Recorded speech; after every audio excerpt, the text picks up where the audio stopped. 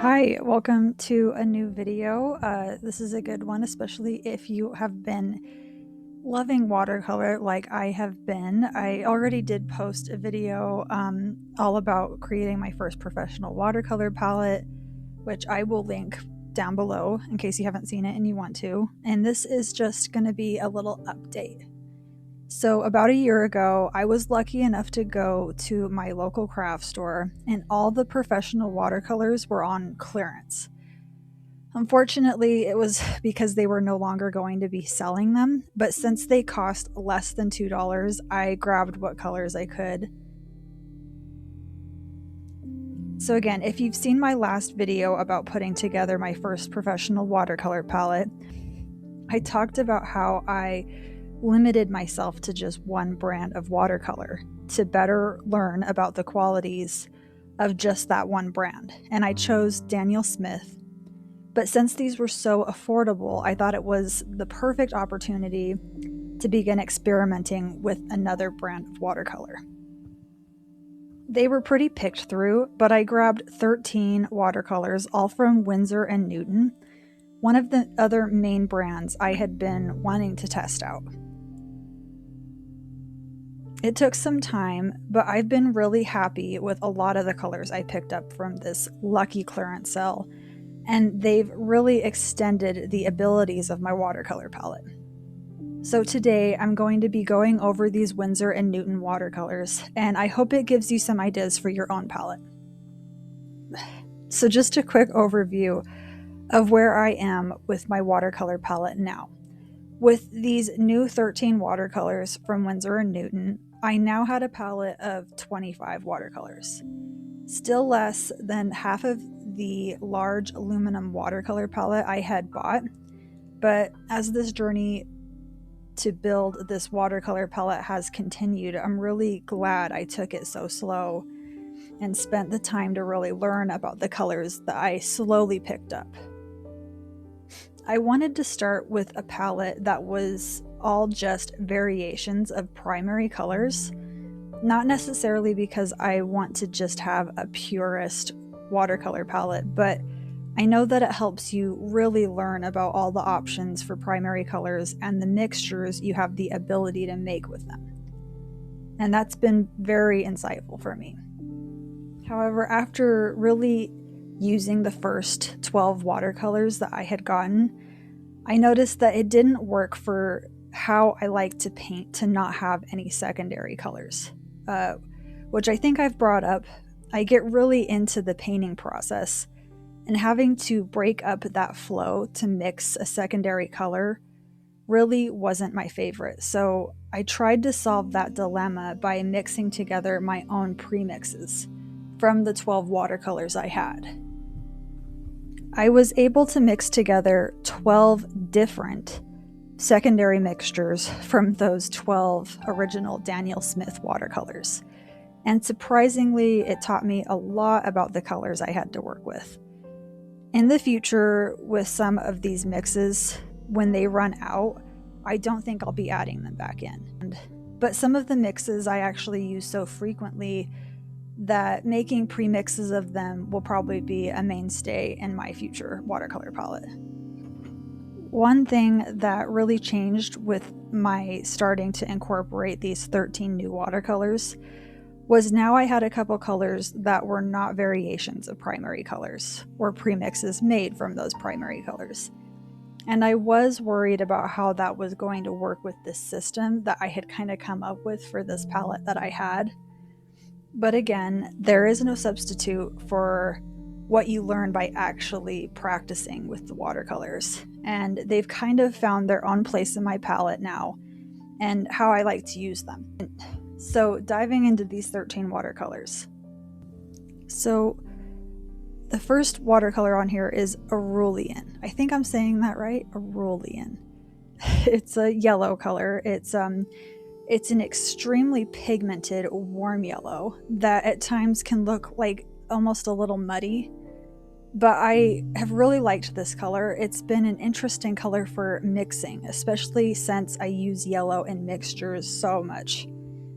It is now discontinued, so I'm not really sure if you can find it, But that honestly doesn't really bother me. Once this tube runs out, I'm not going to be buying another one because it does have a toxic ingredient in it, which I was unaware of when I did buy it. Raw sienna, I'm sure it's a color we are all very familiar with. I previously bought raw sienna light from Daniel Smith, thinking it would work out for me for portraits, for landscapes, and I figured I could just darken it with some of my other colors, and so far that's been just fine. But I kind of bought this just raw sienna because I knew that it would help extend how long my raw sienna light would last, and that's kind of what I ended up planning to use it for. And the next up, I got transparent orange, a secondary color I wasn't really sure how I was going to like, especially with it being a transparent orange. But it really is such a lovely color. It lightens up to a really light, warm orange, and then when concentrated, it's really dark, like a beautiful burnt orange. In the watercolors that I had previously gotten from Daniel Smith, I got Aussie Red Gold to kind of be my orange, but I planned on using it for mixing, and it was kind of like a dark yellow compared to this transparent orange. Still really love that. Again, still really love this transparent orange. It's been a great color. Okay, and then next is quinacridone red. I was really excited to add this new red to my palette because the only other red that I had bought from Daniel Smith was Perylene red, which I really like, but it's a very dark, cool red, whereas this quinacridone red is very bright and warm. It is granulated, which is interesting. It's a little bit different with mixtures, but I haven't really had any issues with that. Okay, and then we've got blue shade, which I think is a watercolor that a lot of people talk about when they talk about Winsor and Newton. This is such an interesting watercolor. I'd considered it a secondary color because of how green it is, but when mixed with other colors, it almost takes on the properties of a blue pigment. And it's just been a really fun and wonderful addition to my palette. And I highly recommend it. I will probably be buying another tube when this one runs out. It's just so invaluable. Okay, and then Viridian is my next one. This wasn't really a color that I had on my radar that I really, was itching to buy, but again, it was so affordable. And this is an extremely similar color to the blue shade watercolor, except for how it behaves. The blue shade is staining, whereas Viridian is granulating. Again, it's been a really fun color to use for mixes. So, it has surprising effects, honestly, when you mix it with different colors. But the blue shade is what I would probably just buy again instead of the Viridian. Next up, I've got aqua green, which again, I think is a color talked about a lot with the Winsor and Newton line. It's funny that it's called aqua green because whereas the blue shade is more of a green, this aqua green is more of a blue. It is an absolutely stunning color though. It's very strong, if you can't tell, and the variation in color is amazing. It can be watered down to, again, a beautiful light blue, but then it can be darkened up to almost like this extremely blackish blue. With mixtures, it's very easy that it takes over the mixture, so a little goes a long way. But it makes some of the most vibrant mixes. It's absolutely stunning. I love this color, and I definitely think it will be a permanent color in my watercolor palette. Next up is indigo. Indigo, again, is a color that I'm sure a lot of us have talked about and seen and heard, are very familiar with. I haven't had much experience with it before this, but it's a color I really like. It's definitely the darkest blue I have on my palette, and again, the variations of value are very nice, watered down, and it makes a nice smoky kind of blue, and then really concentrated. It's extremely dark, again, almost black looking. It's a great color for shadows and in mixtures, but just like the aqua green and the blue shade, it's very strong and it can take over mixtures. So again, I mean, very strong. So I just use the tiniest amount. But yeah, I've really been loving it. It's funny because I keep wondering how it compares to Prussian blue, which I really love that color as well. I haven't had that in my palette, so hopefully I can get it and we can compare it. Next up, I have Permanent Magenta. I was, again, a little nervous about this color because of it being a permanent pigment. I don't use a ton of permanent pigments in my palette. I don't really love that. But I do really love this color. It's just the loveliest, like, fuchsia purple. And I think it's extremely similar to the quinacridone magenta color, which I think when this tube runs out, I will probably just replace it with the quinacridone magenta. But I have been really enjoying having it on my palette.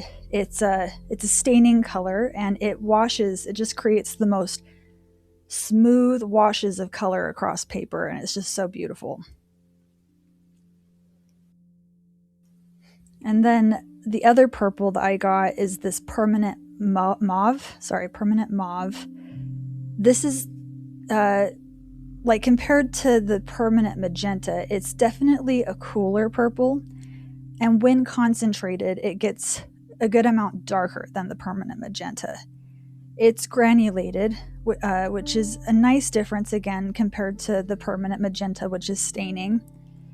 And this color is extremely similar to one of my favorite mixtures that I make with my two Daniel Smith colors, which is the Opera Rose and the Manganese Blue Hue. So again, once this tube runs out, I probably won't buy more. I'll probably just keep mixing the two Daniel Smith colors to get something similar to this. But again, it's been very nice to have. No complaints.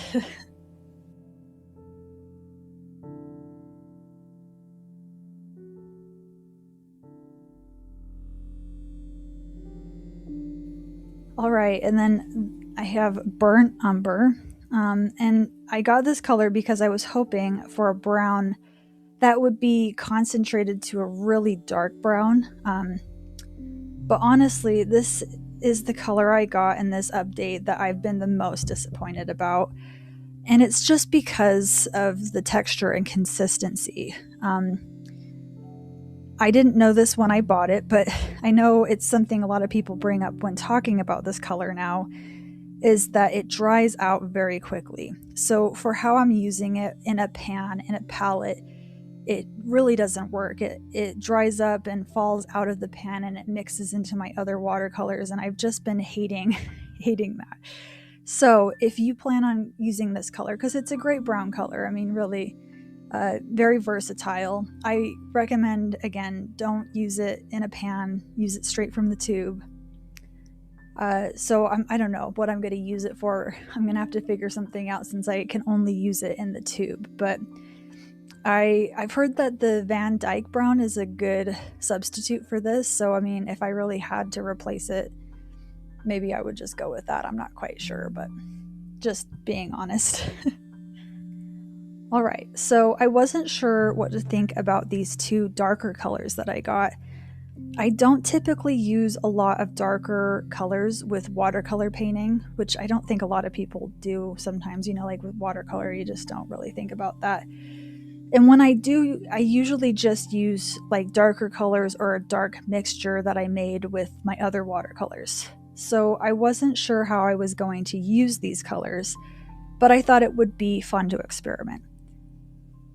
This neutral tint is great for shadows, and just like the name suggests, it really is great for tinting any color darker. And with making mixtures with it, it can produce some really interesting mixtures with a smoky looking color. I've also been really loving this and my next color for like value studies, because they're, it's just very easy to just use this one color and get a wide variety of different variations of color. And yeah, it just helps you, I think, learn your values better, right? And last but not least, the other dark color I got is sepia, which again, I'm sure a good amount of you have heard of, maybe you have experience with. It is definitely an interesting color, where the neutral tint is kind of more of like a gray, blackish dark color. This kind of has a little bit more of a warmth to it. And that quality, I feel like makes it way more versatile than you'd kind of think. I've been surprised how helpful it has been in my portraits, and in my landscapes. And again, I really like it for value studies. And it's also very interesting with, mixtures. Again, a very interesting color. I'm still learning how I like to use it, but no complaints again.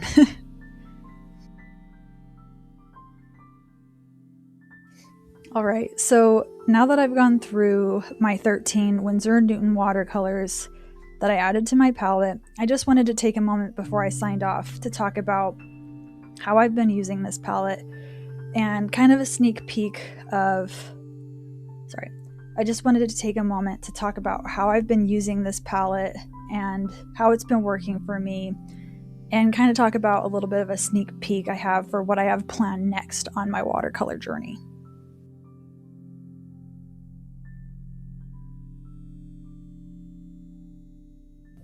So one thing I have to talk about in regards to this palette is this painting right here. I made this a couple months after updating my palette, and I just really love how this painting turned out. But the main reason I'm bringing it up in this watercolor palette video is because of how lovely a time I had painting it. And it was definitely because of how well this palette worked out for this painting in particular.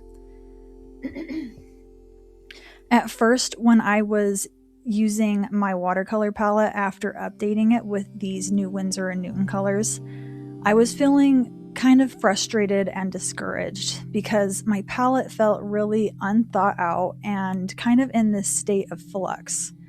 I had like 6 different greens that were taking up a lot of real estate in my palette, and they just felt very unnecessary.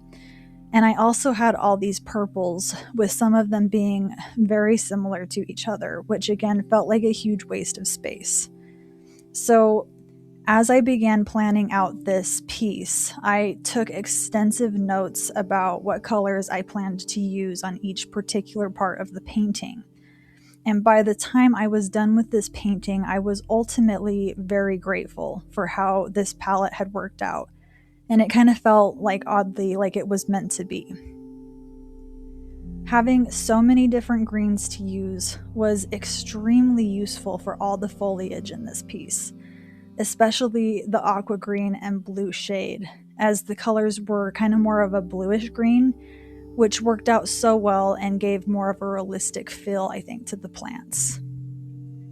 And having so many different purples for the flowers themselves really helped. Even if the colors were just slightly different from each other, it made the piece just feel, again, more realistic and less, monotone. But again, it really taught me a lot about how important it is to think deeply about how you're putting together a color palette for a painting and how to make it work the best for that particular painting.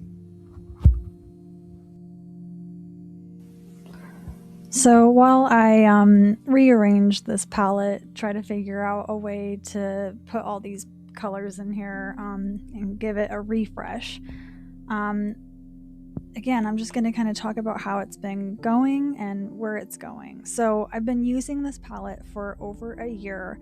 And again, even though I'm planning on changing some of the colors out and adding new ones, it's been a really nice palette to use. I let go of my anxiety about it being kind of in a state of flux, and I've just kind of let it be. I know slowly but surely it's going to keep evolving, and as I continue to use it and learn, it will grow into a palette that's truly my own. I've got so many plans for new experiments to try out with watercolor, and I'm so excited to share them with you. Since getting this video out, I've already made a couple more upgrades to my watercolor practice, and I'm already getting the content together for it. I had my birthday a while ago, and I finally purchased a couple of the Daniel Smith watercolors that I had been itching to buy, and it has been so fun incorporating these new colors. I also bought this small aluminum watercolor palette in the hopes to get outside and do some more watercolor plein air painting. And since I have to limit the number of colors for this little palette, I've kind of gone back and I've started doing just these massive swatch tests on these sheets between all my watercolors, so I can really get an understanding of what my favorite colors are and my must-haves for this little watercolor plein air palette. And these swatch sheets have been truly just so insightful, and I can't wait to share with you all how this develops.